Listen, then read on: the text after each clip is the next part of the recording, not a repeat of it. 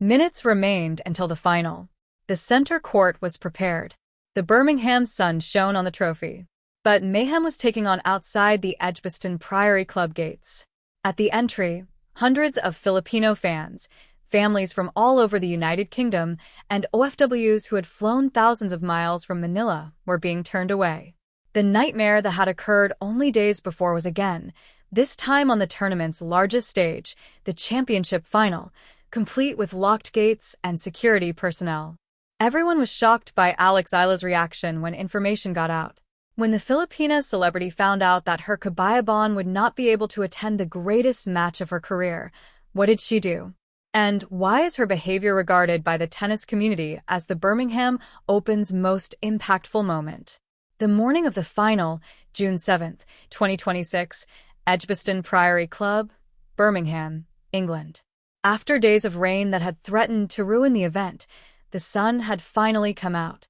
In the semi-final match against Rebecca Massarosa, Alex Eala's patience was put to the strain by 2 rain delays, but she won 6-2, 4-6, 6-3 to secure her place in the title match. The top seed was now only 1 win away from winning her second WTA 125 title, her first since the Guadalajara Open in September 2025. The Lebanese cries were about to reverberate over center court, and the Philippine flags were prepared. However, a different kind of drama was taking place outside the Edgbaston Priory Club gates as Eala got ready for the most important game of her grass court season. Hundreds of Filipino spectators started showing up at the tournament grounds hours before the championship game. Grandparents who had depleted savings accounts to see history, families who had come from all over the United Kingdom, and OFWs who had flown thousands of miles from Manila. They had bought tickets weeks in advance, organized their attire, painted their placards, rehearsed their chants, informed their friends, shared on social media, and counted down the days. Eala had informed them of the Magida Dausa final following her victory in the semi-finals. "I'll see you in the championship game." However, they discovered something different when they arrived at the gates. There were security officers, locked gates, and a heartbreaking message. There will be no further entries because the venue is full. The nightmare that had occurred a few days prior, when spectators were prevented from seeing her second-round match, was reoccurring, and this time it was taking place on the tournament's grandest stage, the championship final.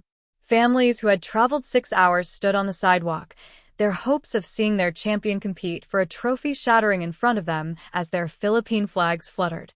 Parents comforted their crying children. A few had already given up and were making their way back to the train station.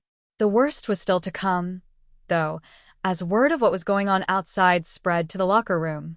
Alex Eala, the woman who had signed a waiver in defiance of the WTA and refused to sit down when everyone urged her to, was about to find out that her kababayan were being turned away.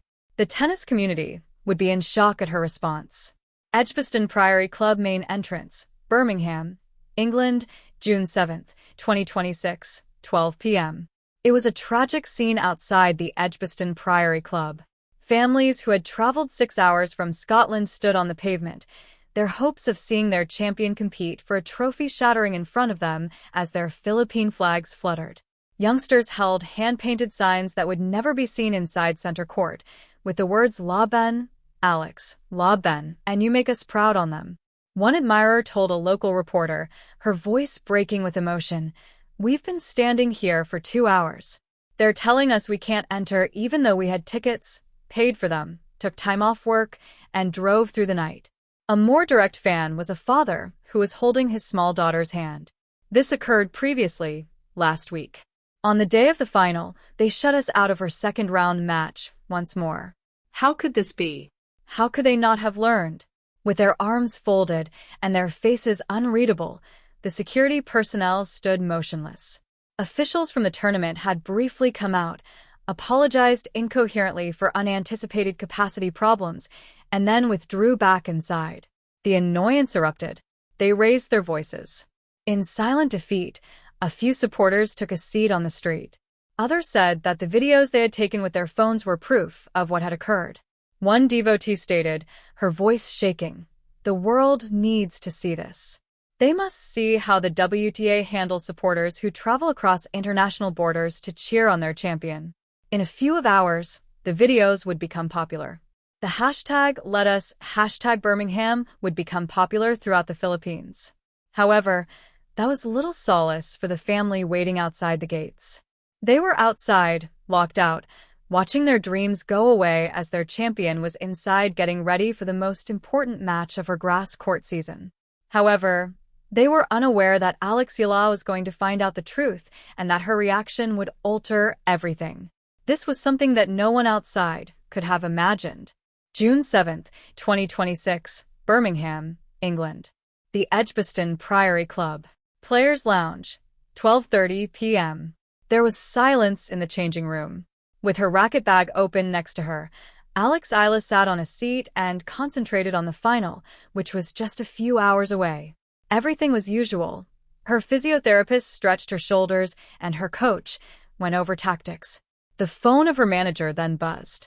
The manager's face lost all of its color despite the brief message.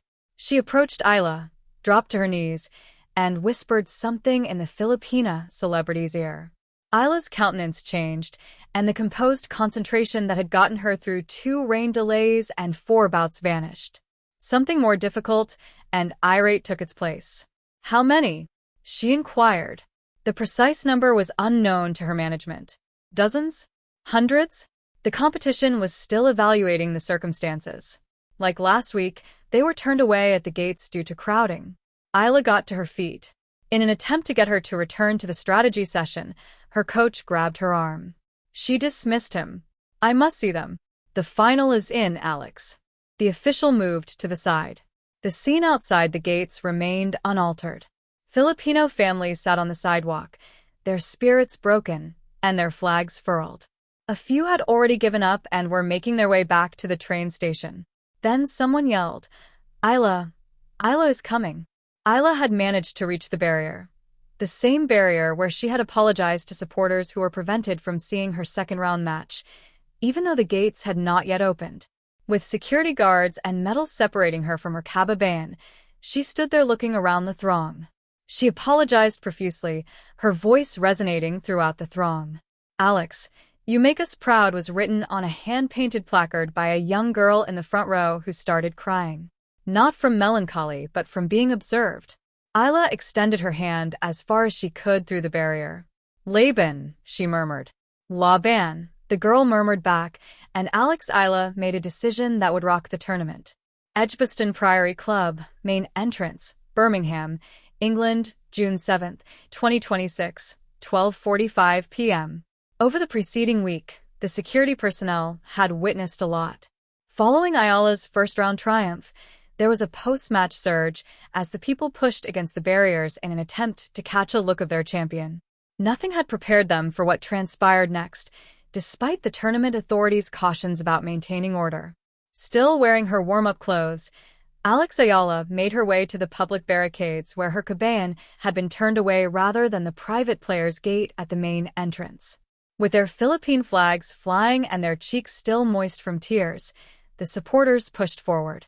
Some had driven through the night, while others had traveled from Manila, Dubai, or Singapore, and they had been standing for hours. "Alex, Alex." The audience became hushed as she held up her hand. She spoke steadily, but with a sharp edge that made it impossible for anyone to interject. "I need you to listen to me," the audience muttered. "I know what happened, I know you were turned away, and I want you to know, I am furious. You have been let down by this tournament not once, but twice, and I will not tolerate it." She turned to face the tall man in a black blazer who had been in charge of the gate during the competition. "For today, how many tickets were sold?" The manager paused. "That's not the case, Miss Eala." "How many?" He looked at his radio, then back at Eala. "Center court has a capacity of 3,000. Every ticket was sold. And how many of those ticket holders are still waiting outside without being able to enter?" The manager remained silent. Eala faced the throng once more. "Today, I will participate in the final. I want you to know that I am playing for you, even though I will do everything in my power to win this trophy. Whether you're standing here on the pavement or inside the stadium, you are with me on that court for every point, every game, and every second." In the front row, a young woman started crying. "And when this tournament is finished, When I take home that trophy, or when I leave the court, I'll demand accountability and answers, and I'll make sure that none of you ever experience this again." Her fist was lifted in the air. Always Laban. Instead of the courteous applause of a news briefing, the crowd exploded in a shout that seemed to rock Edgbaston Priory Club to its core. The trophy was still shining, the Philippine flags that had passed the gate were still waving, and the final was still set to start inside the stadium, but something had changed. No one in the tennis establishment had anticipated that Alex Eala would come from the pedestal of champion and stand next to her supporters, frustrated and locked out but not forgotten.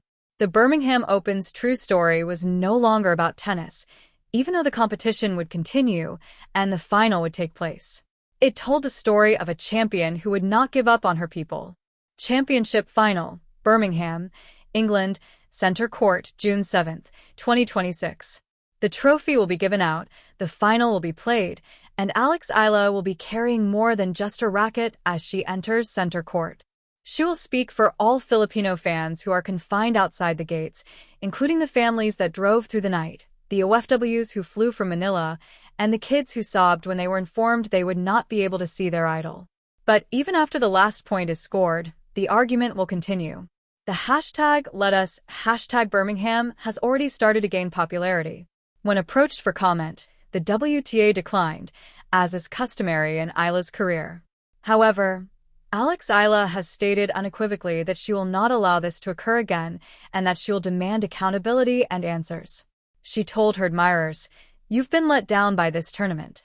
I won't tolerate it once or twice." Long after the Birmingham Open is over, their remarks will still be relevant.